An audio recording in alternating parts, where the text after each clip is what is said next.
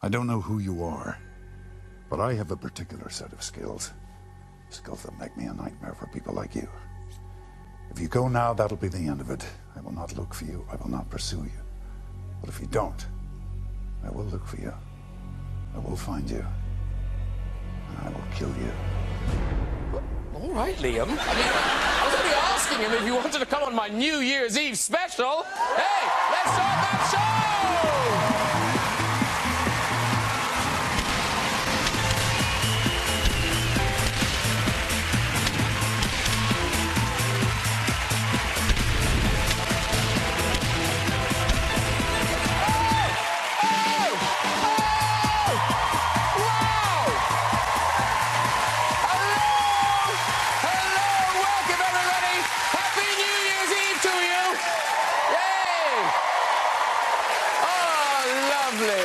Nice to see you all. Did you have a nice Christmas? Did you? Really? I sort of feel like it's passed me by this year. I can hardly remember it. But listen, we are going to see 2014 out with a bang. Yes, the star of Taken and Oscar-nominated for Schindler's List, Liam Neeson is here. Yes, he is. British actor playing Stephen Hawking in The Theory of Everything, Eddie Redmayne. He's on the show. The star of Pitch Perfect and Oscar-nominated for Up in the Air, Anna Kendrick. She's joining us. Plus, we've got the fastest thing on two wheels, Olympic champion, Sir Bradley Wiggins. He's here. And I'm thrilled to say, singing the song of the year, Eurovision star Conchita is singing it today. Yes, she is. Hey! Happy place. Taking me to a happy place. Here, seriously, Conchita's here. Lovely to have Liam Neeson back on the show. Here he is in action. Oh, yeah. Wonder which of his special skills he's demonstrating there. Ooh. Historic Candy Crush. And Sir Bradley Wiggins is here, an Olympic champion and winner of the Tour de France. Here he is in action and in peak condition, ladies and gentlemen. He really is. I bet he can't wait to retire and let himself go a bit. I mean, this is Chris Hoy nowadays. Oh, lovely. And while we're looking at people in Lycra, indulge me, please. Let's remind ourselves, this is one of my favourite pictures of the year. Have you seen this? The Colombian women's team launching their new kit.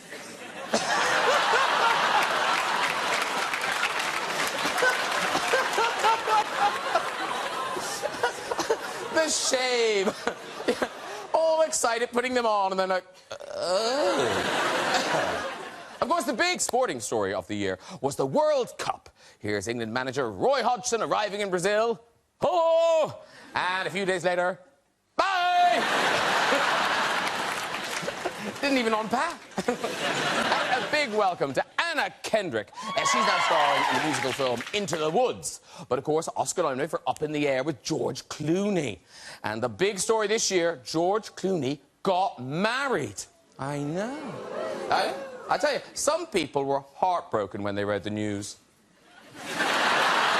Stupid, sexy human rights lawyer. Yeah, long hair. And first time on the show for Eddie Redmayne, currently playing Stephen Hawking in the brilliant new film, The Theory of Everything. Now, the film is a love story about Hawking and his wife, Jane. You see, geeks can be sexy. Well, not all geeks, obviously. Yeah. That's Ed Miliband there, trying to eat a bacon sandwich. Mind you, Nigel Farage didn't do much better. I think he's just found out that was made by Hungarians. Hey, but ladies and gentlemen, let's face it, 2015 could be UKIP's year. It could, I tell you. Although, if he doesn't want people to think he's a right-wing extremist, he should really be more careful when standing in front of a microphone. That's how rumours start, ladies and gentlemen. Let's get the guest on! Later we'll be having music from Conchita. But first, he's a tour de force. It's a Bradley Wiggins! Suited and booted. Hello, sir. Very different slide. Lovely to see you. Come in and sit down.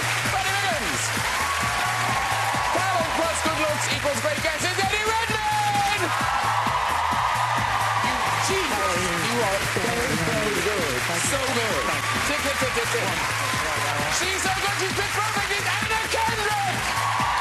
Wow! Beauteous. Hello, my dear. Lovely to see you. Come and sit down. Join the boys. And I'm really taken with the star, it's Liam Neeson!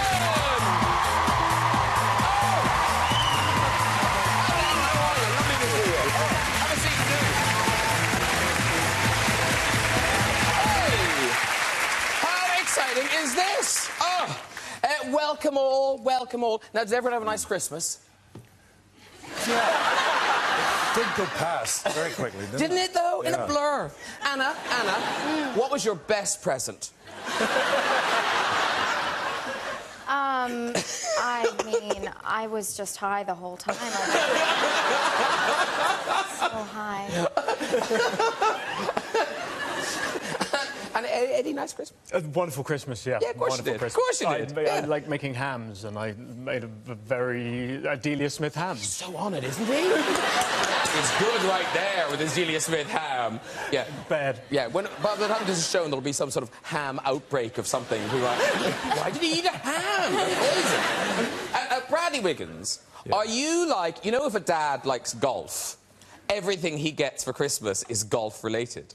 Is everything you get bicycle? Like, is it like socks with bikes on, a mug with a bike on it? No, my son's mad footballer, so everything we do is related to Neymar and Barcelona, even though we live in the north of England. So we're playing in a muddy field, pretending to be in Barcelona.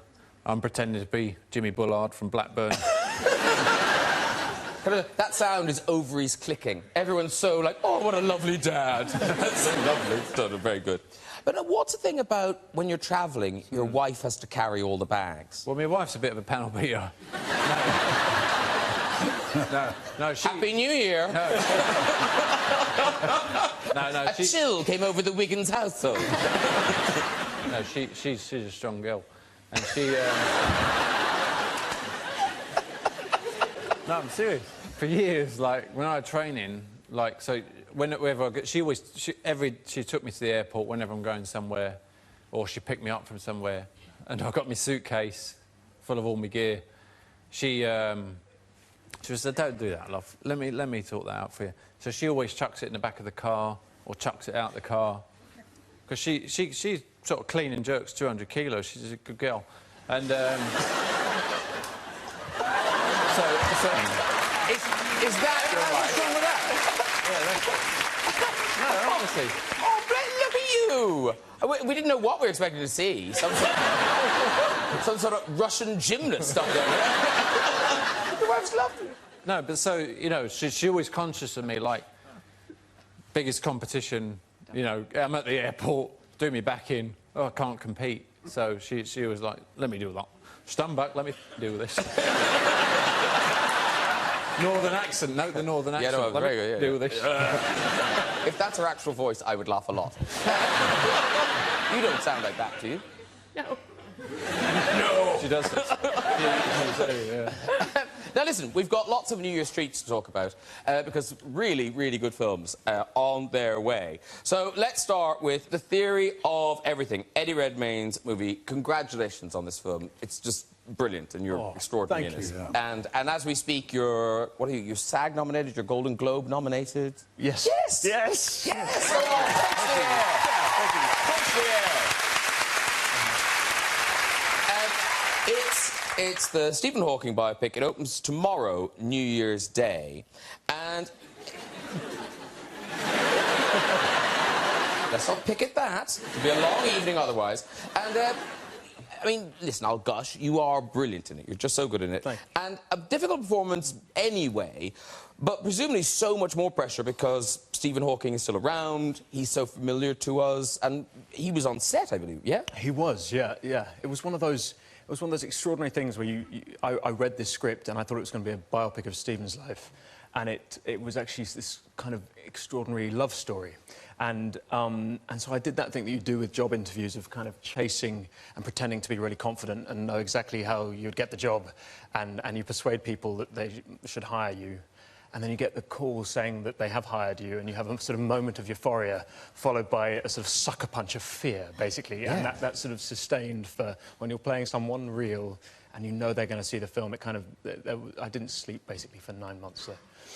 And when you see Stephen Hawking on TV and stuff, it's also an instant. Yeah. But meeting him takes longer. I mean, the speech isn't immediate. Yeah, so when you see Stephen on, when he's interviewed, often he's sent the questions in advance, and so he's prepared the answers. But when you meet him and he's speaking live, he just uses this muscle beneath his eye to communicate. There's a sensor on his glasses, and so it takes a wee while. And so when I met him, I'd spent, like, maybe 4 months researching everything about him. He'd gone from full-on icon to sort of idol status. And I arrived to meet him, and there was this very unique rhythm, this kind of long, long pauses. I have a hatred of silence. And I proceeded to genuinely just spew forth information about Stephen Hawking to Stephen Hawking for around 45 minutes. It was catastrophic. Yeah, it was bad to start. But then presumably you get into that rhythm and it's all right. Well, you do, but that didn't stop. There was this... He'd just come out with a book called My Brief History, an autobiography. And in it, he talked about how he was born on Galileo's birthday, 300 years after Galileo, which was the 8th of January. And so I was making chat, sort of verbal monologue, and I said to him, well, Stephen, you're born on the 8th of January, and I'm born on the 6th of January, and we're both Capricorns. And the second I said it, it actually still makes me sweat. But the second I said it, he looked at me, and then he spent about 6 minutes. And those 6 minutes is a long time, silence. And then he said, in his iconic voice, he said, I am an astronomer, not an astrologer. And that was basically the second thing he said to him, and the idea that Stephen Hawking thought that the guy playing him in a film thought he was Mystic Meg too much to bear. So, yeah, it was a great start, but, yeah. And, of course, the film, not just the story of Stephen Hawking, it does tell the story of his first marriage, and it's based on her book. Absolutely. So it's based on Jane Wilde's book, Stephen's first wife, who's a phenomenal woman, an amazing mind and brain in her own right. And, yeah, it's a love story. It's a complicated but delicate but quite passionate love story, really. Well, listen, we've got a clip, and this is kind of the start of your romance. Yeah. And before the motor neuron disease has really taken hold. This is you in The Theory of Everything. You see how the men's shirt fronts and the bow ties, how they glow more than the women's dresses? Yes. Do you know why? Why? Tide. The washing powder. The fluorescence in the washing powder is caught by the UV light. Why do you know that?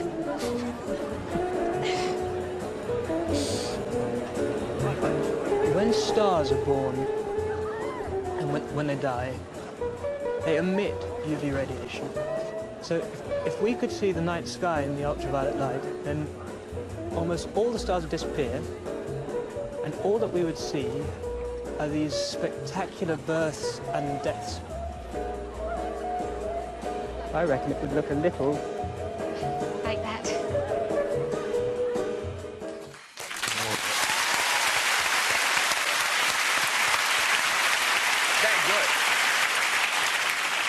And in terms of being in movies, The Hobbit, every English actor in the world was in it. What gives, Eddie Redmayne? Oh, God, do you know what? For a few years there were the Harry Potter films, there was a whole family of ginger people, and I thought that somehow I might be part of that at some point. Never happened. And then The Hobbit, when after the Lord of the Rings, they were auditioning for The Hobbit, and I was sent an audition for Bilbo Baggins, which shows that they were really casting the net wide. And I went to this audition, and I'd been really rigorous about it, and didn't want to, just do my usual boring thing. And so I went on YouTube, and I found Ian Holm, who had played it in Lord of the Rings, and I tried to copy his character, and I arrived there, and the casting director put on the camcorder, and I started reading the scene. My name is Bilbo Baggins. I thought it was being brave, like being bold. And before the word Baggins would come out of my mouth, she said, no, own voice. Own voice. I never got a call back. I think that's good to tell that story because you always hear these famous stories about, well, about like Elijah Wood dressing up as a hobbit and filming himself out, you know, on the moors somewhere. Oh, really? Yeah, to get that part. And you always hear about these. You always hear the stories of the actor being brave and really doing something kind of mad to get a part, and you're like, I'm going to do that. But they never tell you the stories about the actors who did something mad, and they're like, what? Then that's you. Because Liam Neeson, presumably you don't audition for anything now. Never, darling. No. But in the past, in your youth, you did... Was it The Princess Bride, where you were called in? Oh, yeah. To be a giant? Yeah, and Rob Reiner, the director, whom I'm dying to meet someday, because I will pull him to task on this. This very sweet casting directress, I forget her name, lovely lady. She got me in to meet Rob Reiner for The Princess Bride for the Giant. And I cycled in from Putney and locked up my bike and got in, and, you know, how you do, take 3 deep breaths and you walk in, and Rob Reiner said, I asked for a giant. This is, what are you? I said, 6'4", you know. That was it. There's no hello, how are you? Thanks for coming. Here. You will find him. I felt bad. I really felt for the casting directors. She just wanted the ground to kind of swallow her up. Who did get it? Andre the Giant, God bless him. They should have just gone to him, really. I know. The clue's in his name. And Eddie, I can say you've got the Golden Globe nomination, and now I know you don't want to think about these things, but you must be thinking about, will Mr. Oscar, will there be a call? Will there be a call, Mr. Redmayne? It's Oscar on the phone. It must be in your head. You'd be an idiot if it wasn't. Do you know what? I don't think you can... If you listen to all the buzz, then I think that's where madness lies. I'm going to look to Liam and Anna for this. Well, because you've both been through it, because Schindler's List, you nominated for that, and you must be swept away by it a bit. Well, I enjoyed it. I knew in my heart of hearts I was not going to win. And so I actually enjoyed it. I had a great, great night, you know? But even in that moment, there must be people going to... I'd say Liam Neeson. No. I've been very honest. I was absolutely convinced it wasn't going to happen, and it was okay. Because, Anna, you, Up in the Air, obviously nominated for that. And... I had the same experience, though, where I felt actually really relieved that there wasn't, like, oh, maybe she won the SAG, but she didn't, you know, I didn't win anything. And that was okay. I just sat there happily as a nominee and drank as much as they would give me. You'll find the Golden Globes, you can have a really good time because they serve drink, you know what I mean? But they tell you that they serve food and they don't. Pack a power bar. Yeah, this is good to know. I'm not kidding. Thank you. A power bar. What is a power bar? That sounds like a Bradley might have to... like a meal replacement bar. You know, like a Cliff Bar. You guys have those. Protein bar, yeah. Protein bar. We live like animals, Anna. We don't know. Well, I think, yeah, we do. That's... Yeah, you know, well, okay, so pack some, I don't know, trail mix. You have trail mix? It's nuts and dried fruit. You know, it's the idea of something very small that you can take with you on a hike. That's why it's called trail mix. It's a bit of calorie packed, good fat. I think they get it, Anna. I think they get it. Okay, no, I feel like this is important. Okay, are you all with me? She's a woman on a mission.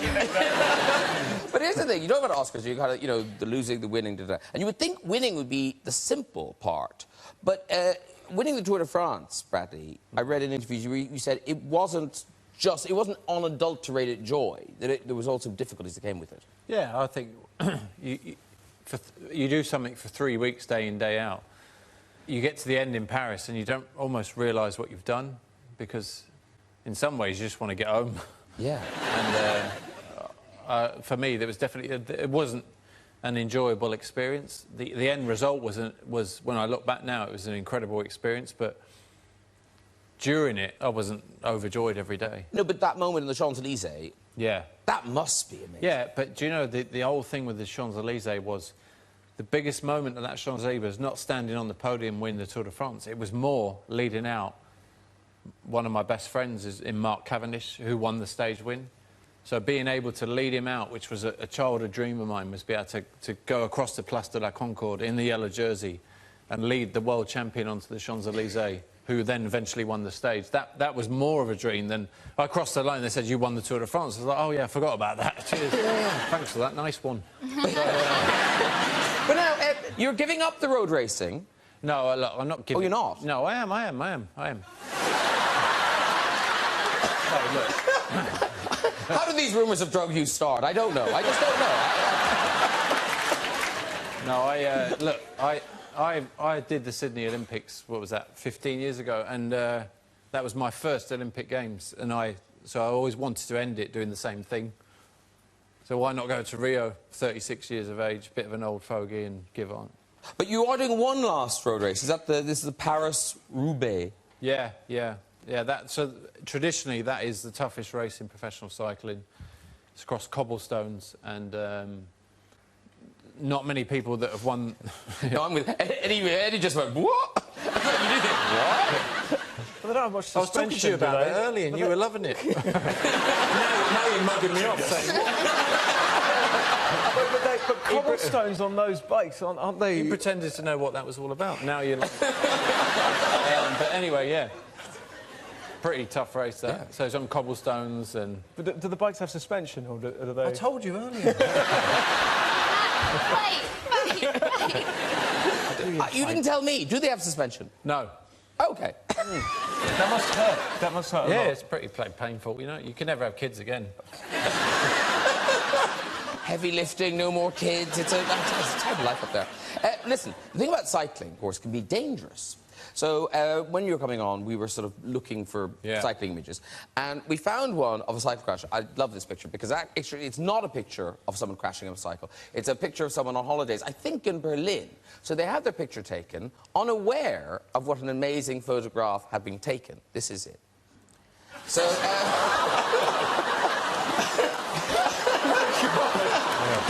That is a brilliant crash. That is a very good crash. So that's a kind of a classic of the kind of perfectly timed photo. So we collected a few more to look at tonight. Here's one. That could be Kim Kardashian's baby. We don't know. This next one is so freaky. In case you're confused, that is a woman, she's sitting on a zebra. There are her feet there, and that's the rest of her. Here's another one. What's this?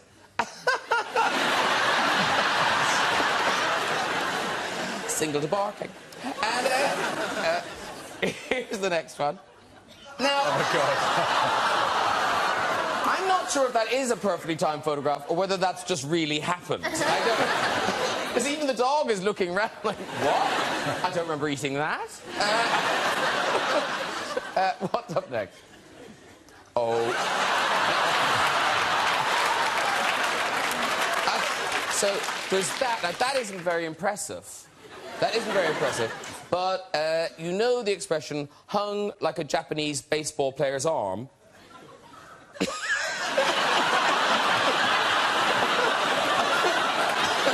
Where that expression comes from. Yeah, that's where that comes from. And finally, it's back to cycling. Very good. Well done, all the birds and pictures. Very good. Now,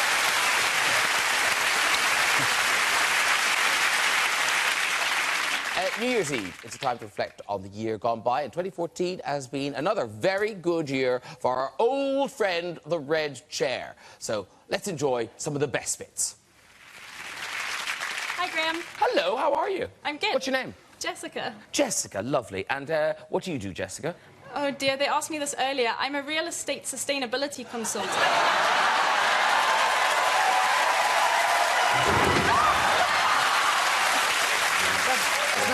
That's not a great way to open. Who's up next? Who's up next? John from London. Hello, John from London. What do you do, John? I'm a plumber. And are you wearing shorts, John? Yeah, it's hot Friday, isn't it?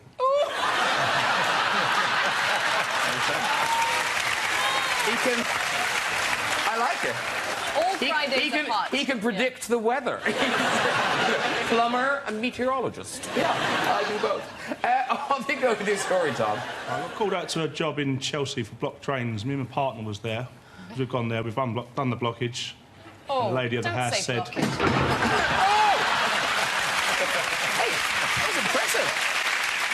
So it was New Year about 4 years ago. I had lots of friends over. We were drinking, and throughout the evening, the doorbell kept ringing. And I ran upstairs to my front door, opened the front door, couldn't see anyone there, apart from a man walking down the street. So I yelled out at him, "Why are you ringing on the doorbell? Stop bloody ringing on the doorbell. It's bloody annoying." And the man looked really, really confused and turned to me and walked a bit closer and said, "Oh, hello, lovely to meet you. My name's Mark. I'm your new neighbour." And it was Mark from Take That. Is that true?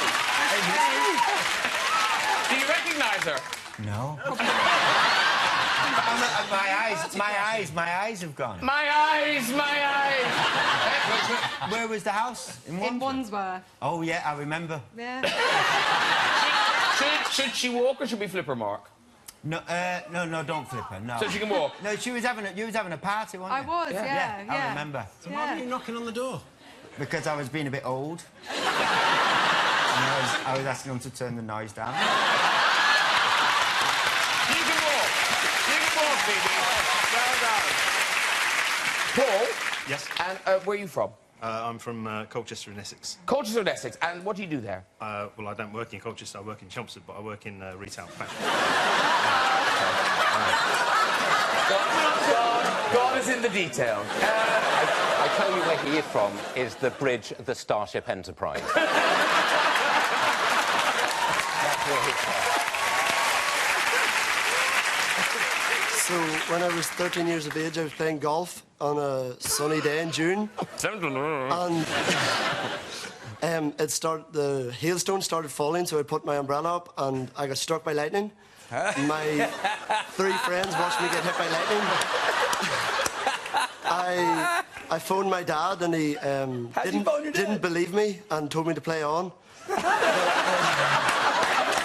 went to hospital and my hand was paralysed for half a day and I had no feeling in my arms for 6 months. Should we let him walk too? If he can. If he can. You can walk. You can walk. That's great. Rafferty Fox. Did you change your name to Rafferty Fox? Nah. Dead. So your mother and father decided to name you Rafferty? Yeah, it's Dad's favourite pub.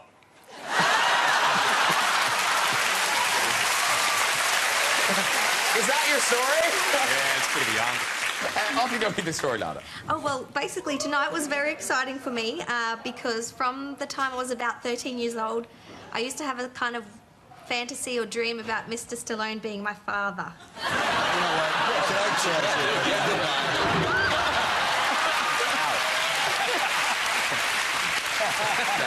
She may be, I might be, that's scary. Oh, my God. Well, Benedict Cumberbatch and I were actually at the same boarding school. We both went to Harrow, and there are lots of rumours circulating about what he got up to there. So I thought I'd use this... Do it now.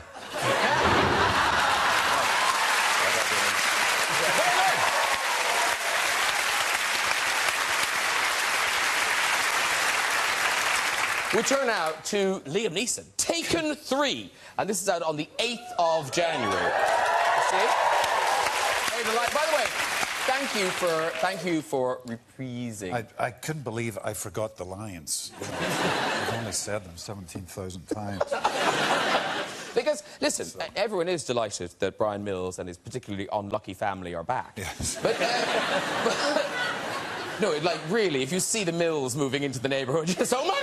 Property prices plummet. But, because you did say this film wouldn't happen. Well, you said Taken 2 wouldn't happen. Yeah, I said I wouldn't do the third one if someone got taken, because that's insulting to an audience, as well as me. And they said, no, we've got a good storyline, so they ran it past me, and it's actually good. No, it is, and it's actually... no, it is good. No, and it is very different. I mean, you still use your special set of skills, yes, but this time in a different way, from a different angle, I would say. Yeah, I'm sort of the hunted one instead of me hunting. Yeah. The authorities are after me this time. But the shock in this one, and I imagine American travel agents will be delighted, in that this time we discover you don't need to come to Europe for bad things to happen to your family. Do you know something? Just the other day, I got a legitimate letter from a school teacher somewhere in South Texas that was passed to someone else, it was passed to someone else, it was passed to someone that I eventually got. And she had tried to take 60 students from South Texas to Europe, to, you know, all the scenic spots in Europe and stuff during a summer vacation. 40 of them, the families, got the kids out of it because they had seen Taken 2. And then this year she wanted to take 20 of them, and they all said no. The family, the parents said no, they're not going because we've seen that movie. Now these are kids that haven't left South Texas. And never will. So I'm trying to compose a letter to the teacher to read out to the kids and stuff. I don't know. Well, they should look at Taken 3. America, very dangerous also. Yeah. Yeah. No, that's true. And this time round, as you've got some great co-stars, Dougray Scott's in it. Dougray Scott. The great Forrest Whitaker. The great Forrest Whitaker, absolutely. And about the clip we have is you and Forrest. Yeah. And it's... Honestly, you love a phone in a I love a phone in a Taken film. Absolutely. That's in the contract. Yeah, top phone acting. So what's happening here? What do we need to know? I don't know the clip you're going to show me.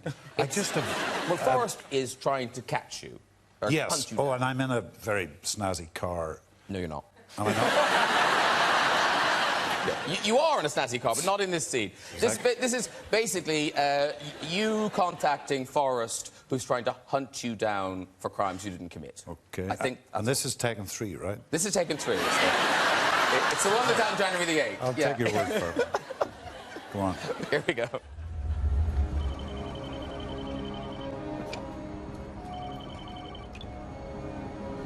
Gladstone. By now I'm sure you know who I am. You know what I'm capable of. I am beginning to. Let me ask you something just so I'm clear. CIA operative, Division 6, Division 7, what? All you have to know is I'm innocent. Give me 2 days, I can prove it. I can find out who did it. You may very well be innocent, Mr. Mills, but that's the court's job to decide. It's not mine. My job is to bring you in and let the law take its course. That's it. Good luck.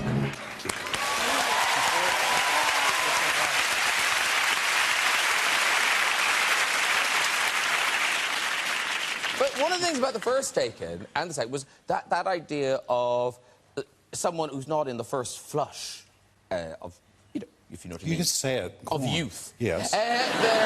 But being an action I was in hero. my 50s, yeah. Yeah. But now it's 6, 7 years later. Yeah. And you're jumping over things. There's a big chase with guards. Like, how is all that? Listen, I have a great stunt double. Mark Vanslow. He was in the show a couple of years ago. Yeah, I remember him. Yeah. We've done 16 films together. He must be exhausted. And he's younger than me. Oh, okay. He does all the stunts. I do my own fighting. I like doing that stuff. But Mark does all the serious stuff. But you still got to land, because sometimes it's obviously you. But that's easy, you know. You start the camera and say, and action, and it's... We've all done that, right? You make it look so easy. That's all it is. Because Bradley Wiggins now, you could presumably step away from the bike at this point in your life. But no sign of quitting. You're Rio full steam ahead, aren't you? Yeah, I've... What do you mean, step away from the bike? Well, you know, again, very tiring, the cycling. So you could stop and just... No, I love what I do. I love it. I absolutely love it. And the Olympic Games for me is the ultimate. And when I'm going to finish my career, another Olympics in Rio. I mean, what a way to go out. So that will be the end, do you think?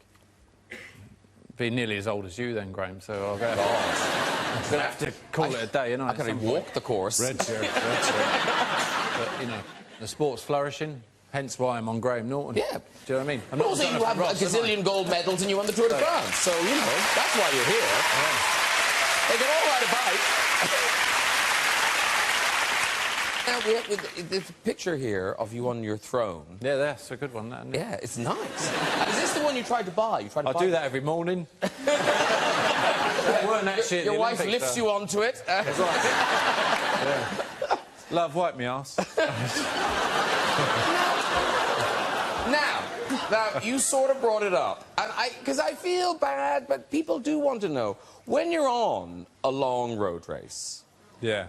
You're not stopping at cafes to use the facilities. So do you hold it? What happens? Just get it out. You do. While you're cycling? Yeah. So a lot of races, like, there's a race in March called Milan-San Remo, which goes Milan to San Remo. It's 300... Funny, isn't it? So, it'd be funny if it didn't. It's 300 kilometres, which is, I don't know, what's that in miles? Oh, it's many. Yeah. And so that, I think it's 7 hours, the race. And you've got to have a wee in 7 hours, haven't you? Yeah. So you just stop. Oh, you do stop? You do literally stop. Pull your kicks down when there's no one around. If it's raining, you do it in your shorts. Which is true. These are the rules, everyone. These are the rules. If it's raining, you do it. You just go. If it's raining and it's freezing cold, you do it in your shorts because it warms your legs up.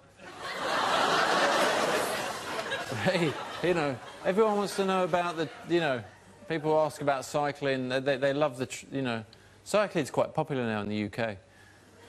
Yes. Yeah. But... Now it sounds like people are only cycling in order to piss themselves. Me nan did it for years. No, she's still doing it. Oh, dear, that's a little... Me nana loved that. Yeah, I tell you. Now, because Liam Neeson, you shat yourself. No, you didn't. No, you didn't.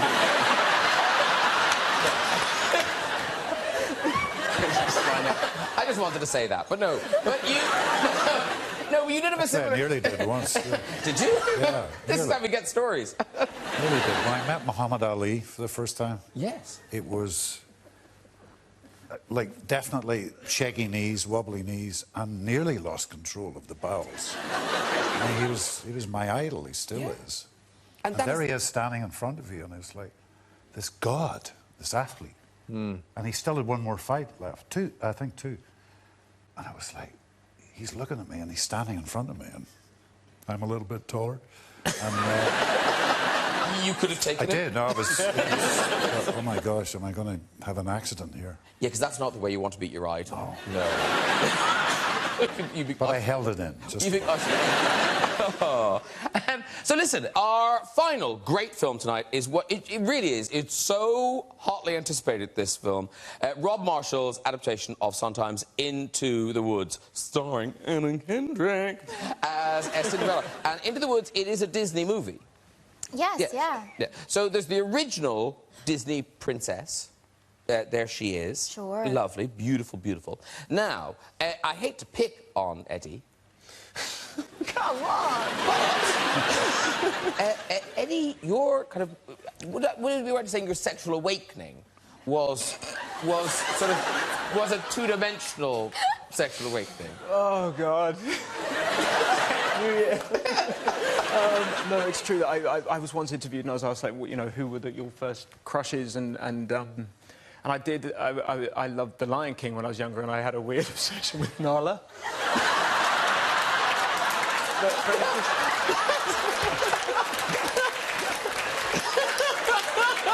Look at her face, she's so sweet.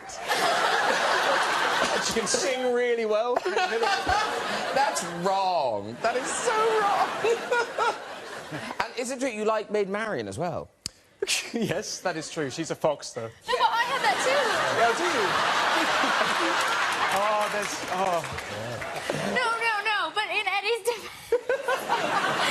Eddie's defense, they draw them really sexy. Well, did you like Robin Hood? Robin Hood was quite sexy. We've got Robin Hood. There he is. And that tunic is worn very low, I notice. Yeah. He's packing. And we forced you to say you had a slight, not a yen for Wilma. Wilma Flintstone, yeah. But it was not to like. That is a hot cartoon lady, yeah. And then we asked Bradley, but you were top of your head. You were just like, oh yeah, straight up there. Sexy cartoons, got them. So who did you like? Well, there's two of them. Depending how old you are, She-Ra. Oh, look at She-Ra. And then Chitara. Classic. she run quickly. She ran to get quickly. Oh, dear. Now, as we were saying, Anna, Into the Woods, it's not just you, it's the starriest cast. It is a bit intimidating, yes. Mad. Yeah. Tell the people, tell the people. Oh, you know, I get embarrassed. I don't know, as though I'm bragging. Well, it's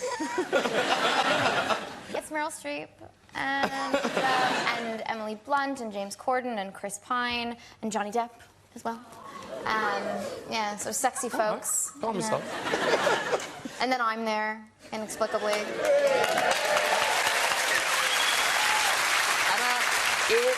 It opens on the 9th of January, and if people aren't familiar with this musical, it's kind of a take on traditional fairy tales, but the idea is to go beyond Happily Ever After. Exactly. The story keeps going. What happens after Happily Ever After. So yeah, the first half of the film is all sort of the fairy tales as we know and love them, and it makes us feel all warm and cozy and cuddly. And then after that, you know, things still transpire, we still exist, and things go sort of badly wrong in a lot of places, and, you know, my prince cheats because he's a tool. And, you know, the giant is quite angry with Jack in the Beanstalk for, you know, stealing all his wares, and, yeah, so there's consequences. It gets dark. It does. Oh, yeah, it gets real. Real, properly dark. Oh, yeah. Yeah. Now, presumably, this movie will be opening in the cinemas of Portland, Maine. Yes. I'm from Portland, Maine, and yes, luckily Into the Woods is a big enough movie that it kind of goes everywhere. But yes, I am in some films that open sort of 10 cities. But my mother is very tenacious and wants to see my films on the big screen, and she will call the theaters and exhibitors and distributors and movie studios, or just you know, production companies, and sort of campaign to have my films reach my hometown. And if she succeeds, she'll then go with throngs of friends to make sure that it kind of does well, to show that, like, see, if you bring a movie to Portland, Maine, we appreciate independent film over here. It's very sweet. Well, I'm sure your mother will enjoy this, because it is a terrific film. You should be so proud of it. Thank you.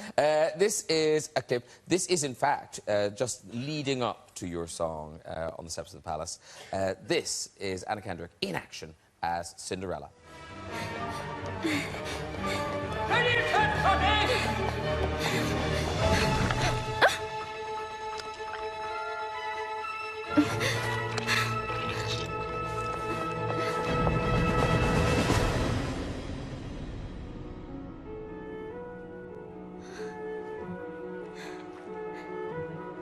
He's a very smart prince.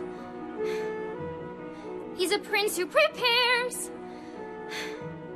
knowing this time I'd run from him. He spread pitch on the stairs, and I'm caught unawares. Well, it means that he cares. This is more than just malice. Better stop and take stock while you're standing here stuck on the steps of the palace.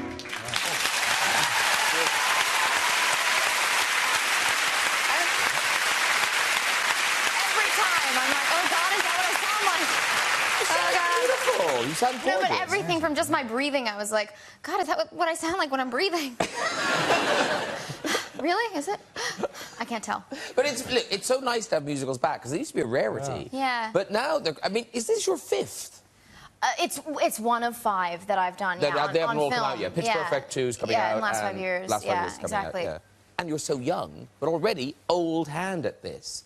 What age were you? Jaded old chorus girl. No. How old were you when you got nominated for your first Tony? 12. Okay. Wow. 12 and nominated for a Tony.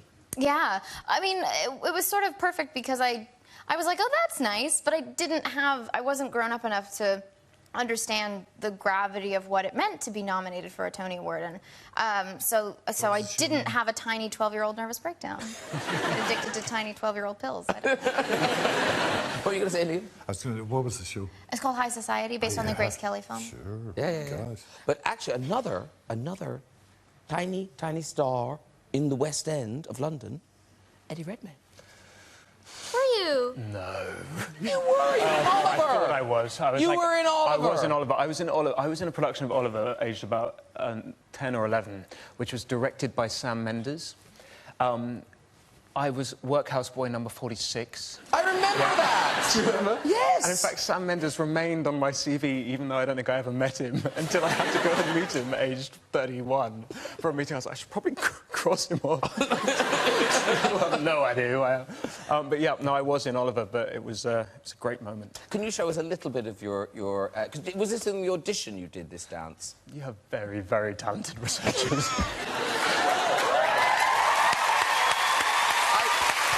I feel bad. But soon, look, soon you'll be at the Oscars. This will be like a bad dream. Okay. This is my do we need room? Yeah, you need room. Oh, yeah. You do consider yourself, you need room. OK, so will any bit of the song do? No, Graham. Absolutely not. What should they be? I'll give you music. Oh, OK, so you don't need Feel free to sing along. And how well do you know Oliver? Do you know Oliver? No. Don't drag me into this. Please.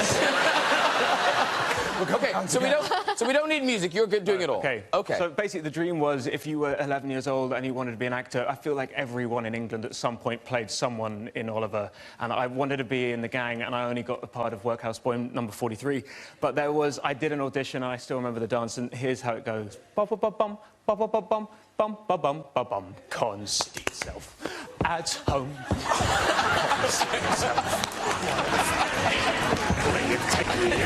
So strong. That's probably about it. That was amazing. But there's a weird bit of me that was seeing Stephen Hawking doing that dance now. It was just very wrong. Yeah, luckily you'll see the movie after you've seen that, so it's fine. But seeing the movie before you see that, very bad idea. Right, let's take a pause to look at some more highlights of the year in the big red chair. Hello, now.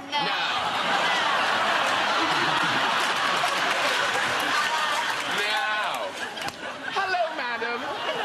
What's your name? My name's Pam. I'm from Hull. Pam, start your story, but I would brace yourself. My husband had to have an angiogram, and the letter from the hospital said he had to have his pubic hair shaved. Oh. So I offered to do it with my lady shaver, which he enjoyed more than I did. And the next day, when I picked him up from the hospital, the procedure had been changed, and you no longer put the wire in the groin, it just went in your hand. So he didn't need to be shaved at all. Can we get her more? Yeah, even more. Hello. Hi. OK, we've high hopes. What's your name? Shani. Where are you from, Shani? I'm from New Zealand. Oh, she's from New Zealand. We always do well with New Zealanders, because even if the story's bad, voice hilarious. You're very funny. So, Shani, are you living here or visiting? I live here. You live here? Woo! Smell the visa. OK. What do you do? I'm a florist. A florist? You okay with that? Yeah. Off you go with your story, Shani. Okay, so mine's an embarrassing story about myself. The first time I tried at-home waxing, I brought some strips that you heat up. Can I just stop you right there? Already, the New Zealand pronunciation of waxing is genius. Especially that her name, Shani, rhymes with... OK, this is much cleaner. I had a vasectomy.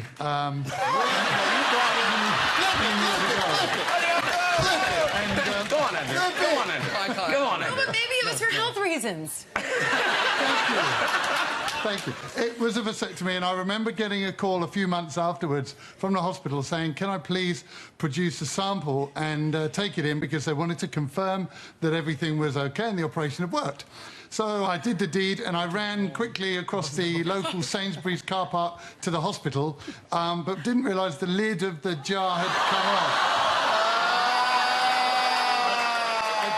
I got to the hospital and the nurse looked at me with a huge smile on her face, realised what had happened and said, I'm sorry, you're going to have to come again, sir.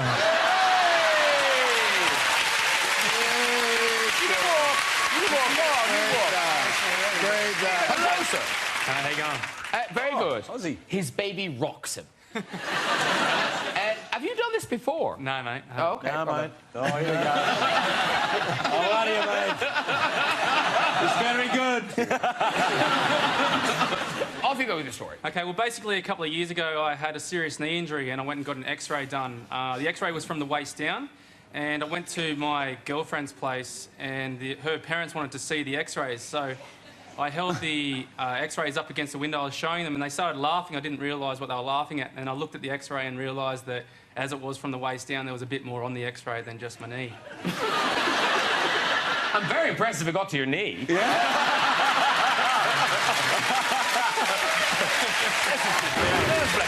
There we go. It's a bit cocky. Yeah. Okay, who's up next?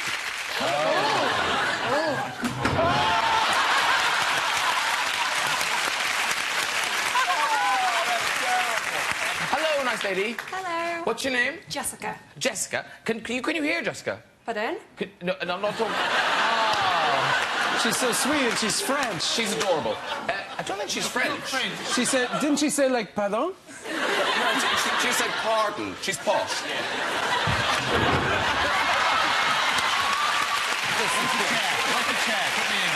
you want to go? Do you want to go? Okay, can you have a go in the chair? Okay, go. And do that again. Okay. Where's the chair? Follow that man there. Follow the chair. Go you chair. Okay. But hurry, we've got homes to go to. Okay. By the way, this is the best time I've ever had on a talk show. Oh, bless you. Thank you very much. That's true. Come see us again. That is true. All right. The champagne is cracked. Yeah, I think it's the champagne, not the host. Okay, who's up next? Hi. Hi. Hi, I'm Hugh. I'm from West Sussex. Hi, Hugh. Hi. I just like to say that I think Matt Damon is really amazing in the Fourth Bournemouth.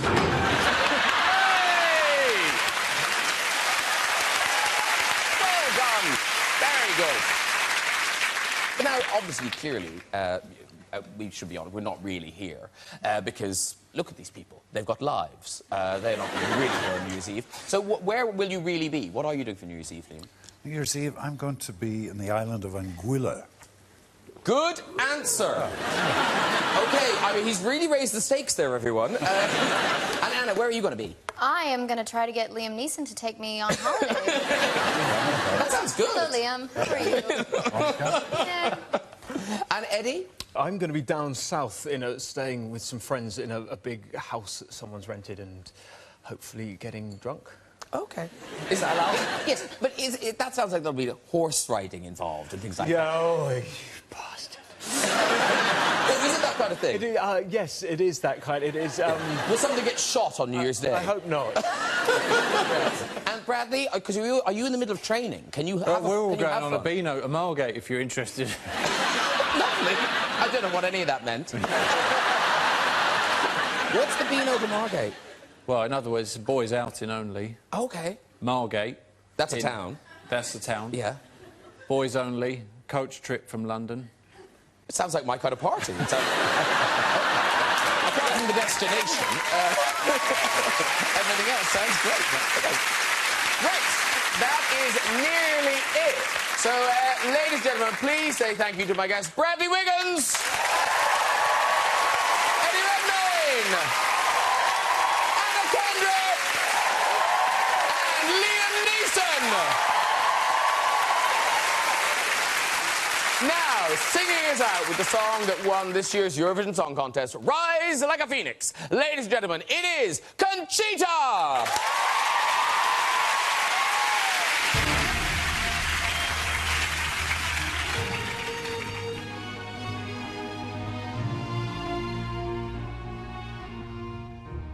Waking in a rubble, walking around glass. Neighbors say we're trouble. Well, the time has passed. Peering from the mirror, no, that isn't me. a stranger getting near. Who can this person be? You wouldn't know me at all today. From the fading light of fire, rise like a phoenix out of the ashes, seeking heaven and vengeance. Retribution you were won. Once I'm transformed, once I'm reborn. You know I will rise like a phoenix, but you're my flame. Go about your business, act as if you're free. No one could have witnessed what you did to me, because you wouldn't know me today. And you have got to see, to believe. From the fading light of light, like a phoenix out of the ashes, seeking retribution you were born. Once I'm transformed, once I'm reborn. I rise up to the sky. You threw me down, but I'm gonna fly. Rise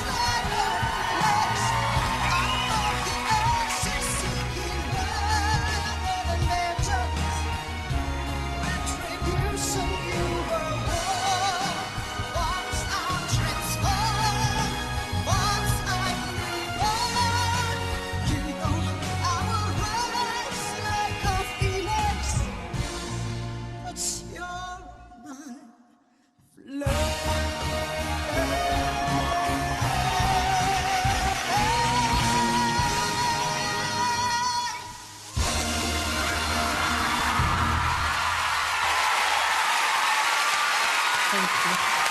Wow! Conchita, everybody! Oh, beautiful job. Conchita! Great job. We'll be back on Friday night of January with a one and